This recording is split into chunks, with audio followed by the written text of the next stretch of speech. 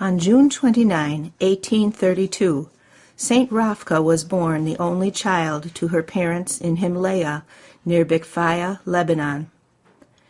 8 days later, she was baptized and given the name of Petrusia.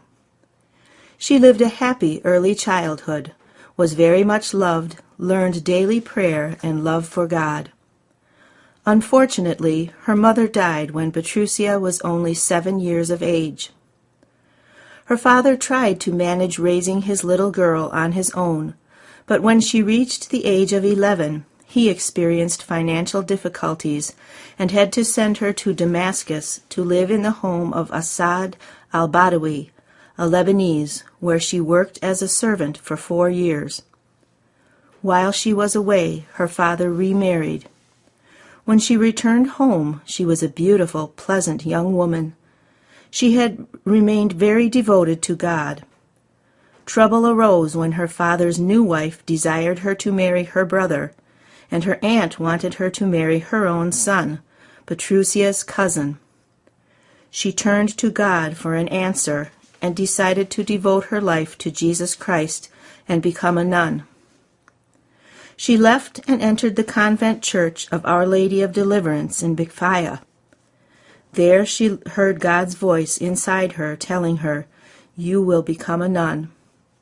She was accepted into the convent of the Marionettes. When her father and his wife came to bring her back home, she refused to go with them. Early on, she studied in Gazir and did kitchen help there. She also helped girls aspiring to join the order. 1 year later, she was sent to Deir el-Amar to teach catechism. She witnessed much bloodshed during the wars that occurred in Lebanon during that period. Once she risked her own life by hiding a child under her robe and saving him from death. After a year in Deir el-Amar, she returned to Gazir. Shortly afterward, she was sent to Byblos to teach in a school of her congregation, where she remained 1 year. She was then transferred with another nun of her congregation to Mayat village, where they spent 7 years establishing a new school for girls, financed by Mr. Antoine Issa. A crisis occurred in their congregation, and Sister Petrusia asked God for direction.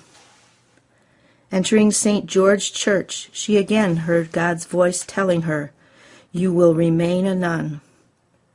She had a dream in which she saw St. George, St. Anthony the Great, and St. Simon the Stylet. St. Anthony told her to enter into the Lebanese Maronite order.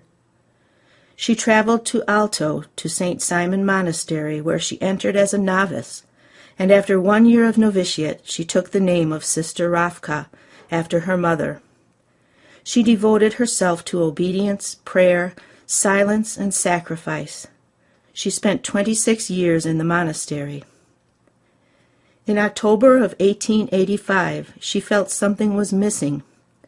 She entered the monastery church and asked Jesus to allow her to experience some of the suffering he endured on the cross.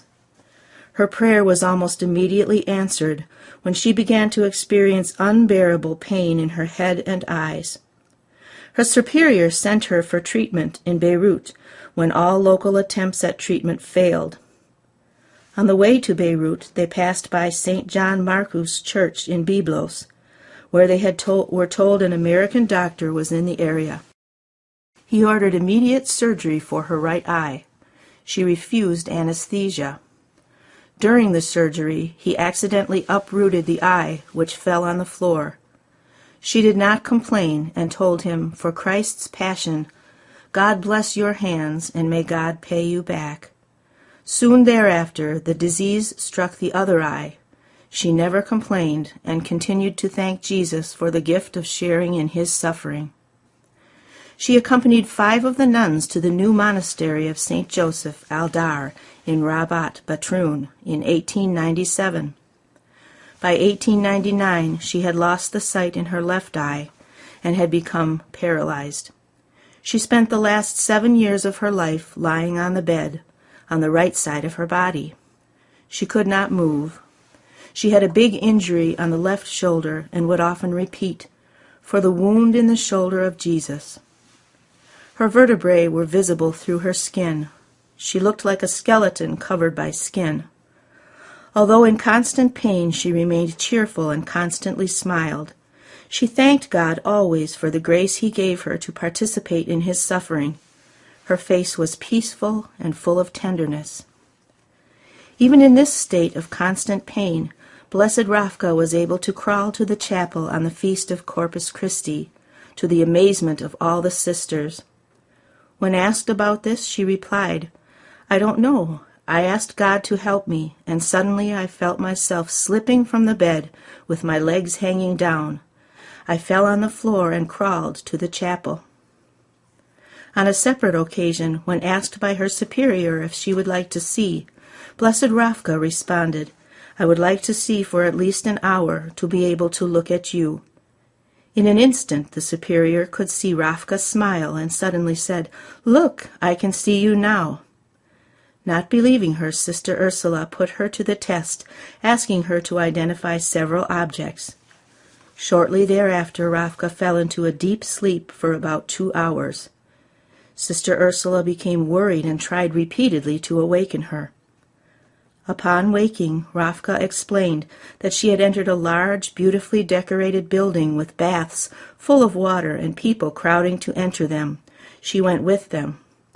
Sister Ursula asked her why she came back, why she didn't continue to walk. Blessed Rafqa explained, "You called me, and I came." Blessed Rafqa's obedience and love for her superior is quite evident in this account. For a nun, the superior, as the rule puts it, represents Christ and is owed respect, obedience, and love. Despite her condition, Rafqa did nothing without the superior's permission. 3 days before her death, Rafqa said, "I am not afraid of death, which I have waited for a long time. God will let me live through my death." On the 23rd of March, 1914, supplied with the Holy Sacrament, she called upon Jesus, the Virgin Mary, and Saint Joseph. Then she rested in peace after a life of prayer, service, and years of unbearable pain. She was buried in the monastery's cemetery. A splendid light appeared on her grave for 3 consecutive nights. With the intercession of Saint Rafqa, our Lord made lots of miracles and blessings.